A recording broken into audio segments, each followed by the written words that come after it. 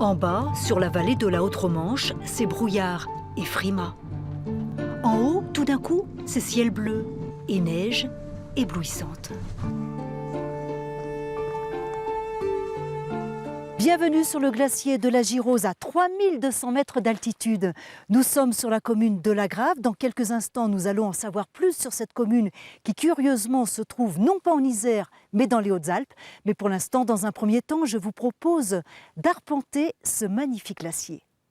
Ça y est, on est encordé. On va pouvoir marcher donc sur le glacier de la Girose. Et notre accompagnateur dans cette découverte, c'est Pierre, guide de haute montagne. Avec lui, nous allons apprendre à contourner les pièges de cet univers de glace. Car sous son aspect lisse et débonnaire, le glacier camoufle de véritables menaces. Quand on voit des ondulations, c'est que c'est des ponts de neige qui sont en train de s'affaisser et qu'il y a des crevasses dessous.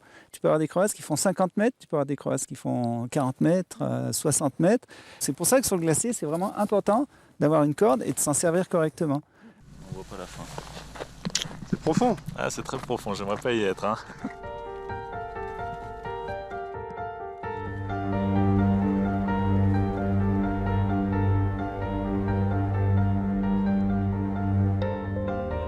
On enjambe bien. Hop là. Ah, c'est génial, c'est magique. On avait un peu peur en montant sous le téléphérique parce qu'il y avait beaucoup de nuages. Mais là, c'est dégagé, c'est superbe. C'est grandiose. On est entouré par la glace en plein milieu du mois de juillet. Enfin, c'est le principe, ouais,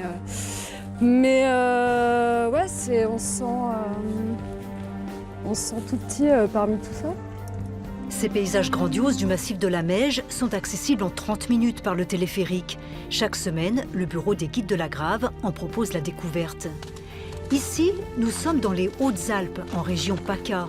Mais l'Isère et ses stations de sport d'hiver se trouvent de l'autre côté des sommets.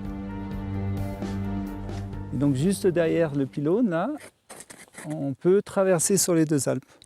La station des deux Alpes est juste derrière. Alors nous sommes redescendus du glacier pour nous retrouver à La Grave, petite commune, je vous l'expliquais, située dans les Hautes-Alpes. Nous allons essayer de comprendre pourquoi. Mais auparavant, je vous propose de découvrir ce petit village de montagne. Des maisons blotties les unes contre les autres, comme pour se tenir chaud.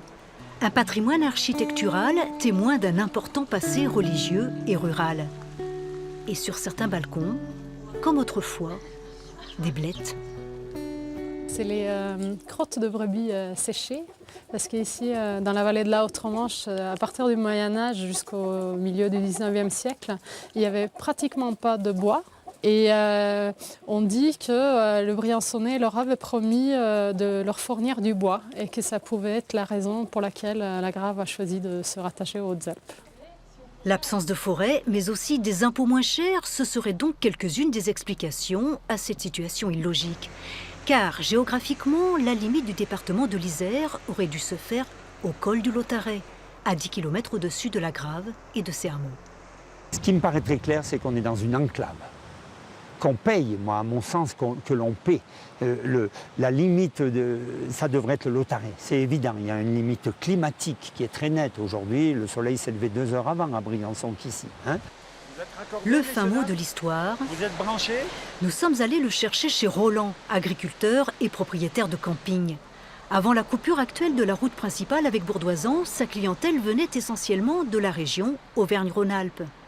Avantages et inconvénients de se trouver aux confins d'un département, à chacun de trouver son identité. Mon voiture est immatriculée 05, je suis fier d'être au Alpin. On se retrouve en Briançonnais. Bon, on est un peu atypique, on est un peu les plus éloignés. On est à 2 pas de l'Isère là, on pourrait très bien être de la communauté de communes de Loisan, on en serait fiers aussi. Aujourd'hui, administrativement, on est au Alpin. N'attendez pas de moi, je vous dis qu'on va faire la révolution pour que ça change. Allez, pour terminer en beauté cette série de reportages, ne soyons pas chauvins. Notre région est magnifique, mais au-delà, c'est pas mal non plus.